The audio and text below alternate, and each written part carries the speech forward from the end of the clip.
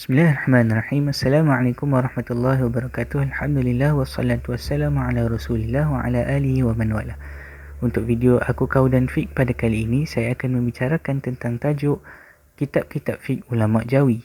Jadi sebelum tu, untuk kita memahami lebih lanjut tajuk ini, saya akan menghuraikan apa yang dimaksudkan dengan kitab-kitab fiqh ulama Jawi. Kitab. Menurut Kamus Dewan Bahasa, kitab membawa dua maksud, iaitu yang pertama kitab suci Al-Quran dan yang kedua membawa maksud buku.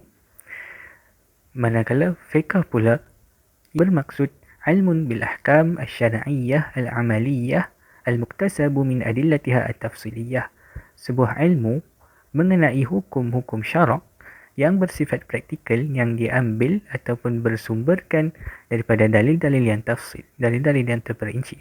Baiklah, jadi kita dah faham dua perkataan, iaitu kitab dan fiqh. Maksud kitab fiqh ialah kitab hukum. Jadi ulama Jawi pula. Ulama asal daripada kalimah alim.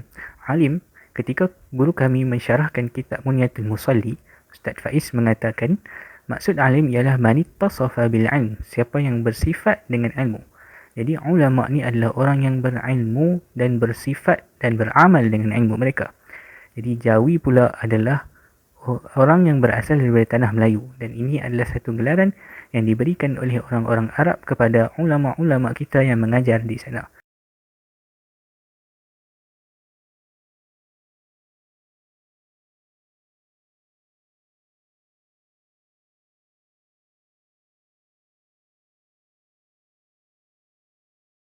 Alhamdulillah. Berikut tadi merupakan beberapa respon daripada masyarakat mengenai dua persoalan yang saya timbulkan, iaitu mengapa ulama menulis dan apakah kitab-kitab yang dijadikan silibus pengajian di masjid-masjid dan pondok-pondok.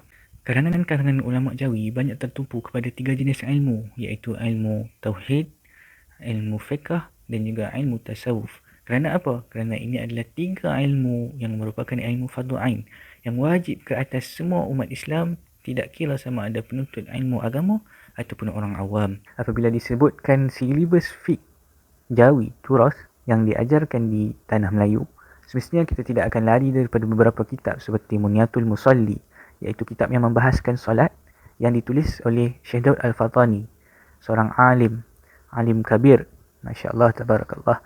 Dan seterusnya kita juga biasa mendengar kitab Idaman Penuntut yang dikarang oleh Tuanku Haji Abdul Ghani atas permintaan sahabat-sahabatnya. Begitulah yang diceritakan dalam mukaddimahnya.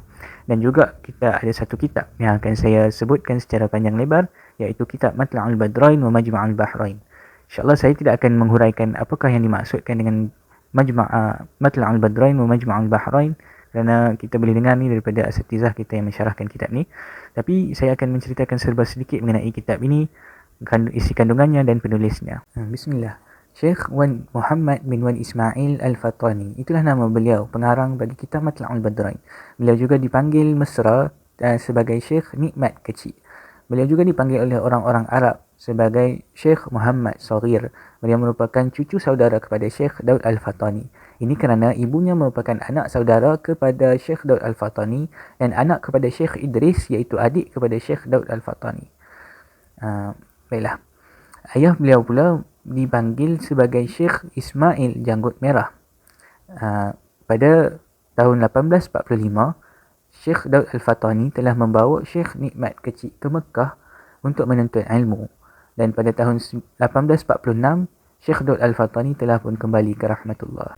Tiga tugas penting Syekh Nikmat Kecil semasa berada di Mekah ialah, yang pertamanya beliau mengajar, dan yang keduanya beliau menulis, dan yang ketiganya beliau menguruskan jemaah haji di Mekah. Dikatakan rutin harian beliau akan mula mengajar selepas subuh sampai sebelum zuhur, dan selepas zuhur beliau akan berehat sebentar.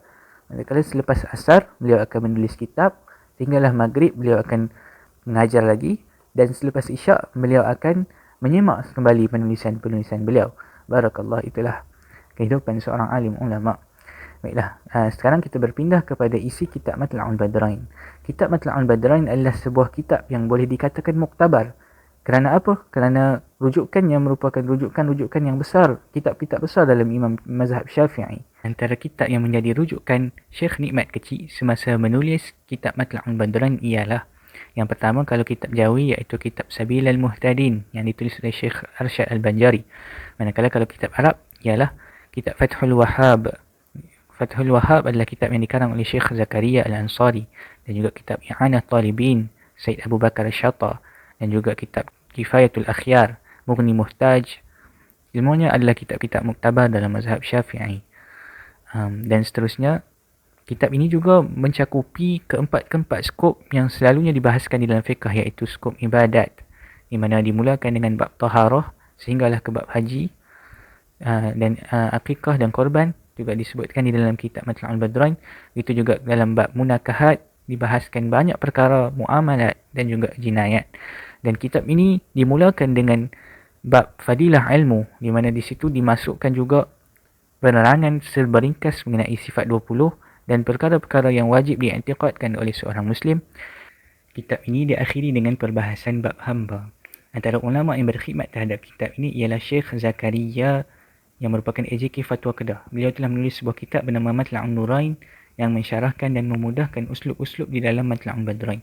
Begitu juga kitab Suluh Matla'ul Badrain yang ditulis oleh Tuan Guru Haji Abdul Ghani, yang mana ini merupakan kamus untuk menerangkan istilah-istilah yang ada di dalam kitab Matla'ul Badrain.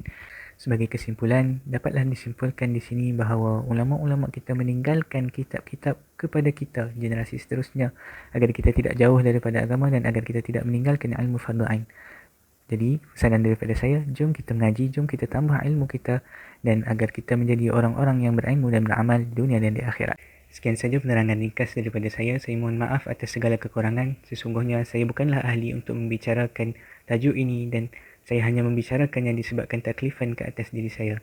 Semoga Allah memberkati kita dan menjadikan bulan Ramadan ini adalah bulan Ramadan yang lebih baik untuk kita daripada sebelumnya, dan mudah-mudahan kita melangkah keluar dengan pengampunan daripada Allah Subhanahu Wa Taala. Sekian saja daripada saya. Assalamualaikum warahmatullahi wabarakatuh.